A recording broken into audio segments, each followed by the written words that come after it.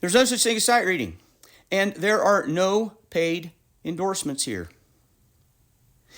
If you ever hear me recommend any music-related product or service that is not directly produced by myself, I'm not getting paid.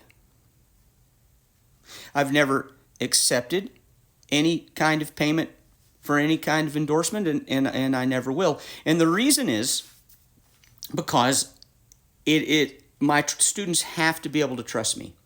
And so if I recommend an instrument or a camp or another teacher or an accessory or a book, and the student or the parent in their mind is thinking, well, is he recommending this because he really thinks it's good, or is he recommending it because somebody we can't see on the side over there is kicking back to him?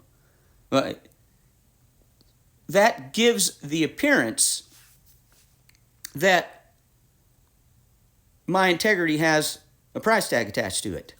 That gives the appearance that my word has a dollar sign on it. And if people can't trust me in that regard, then how do they know they can trust me on any of the rest of the stuff I say? Now, I always say, don't trust me anyway, make me prove it to you. You know, I'm trying to help you understand, not follow blindly. But that doesn't mean that my word and my integrity isn't important, right? Because, you know, if people don't trust my word, then they shouldn't even try any of the things that I propose.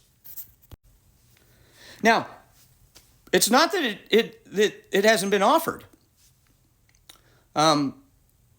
I've a couple of times been approached by major instrument manufacturers and asked to be an endorsing artist, and I've turned them down. It would look cool on my resume. I may be poorer for it, and I've told them I'll recommend the instrument if I like it, but I can't have people thinking I'm recommending it because I'm getting a sweetheart deal, because then they don't have a reason to believe me anymore. I've had friends who are outstanding teachers who've called and said, hey, if you recommend students to our camp, our music camp, we'll give you $50 for every student you send. And I say, well, I'll recommend them to your camp, but I can't take the $50.